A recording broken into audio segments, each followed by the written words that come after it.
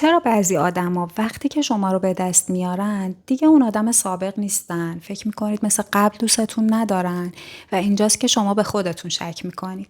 اول بگم که مشکل از شما نیست. در واقع آدم‌ها دو تا گروهن. آدم‌های داشتنی و آدم‌های بودنی.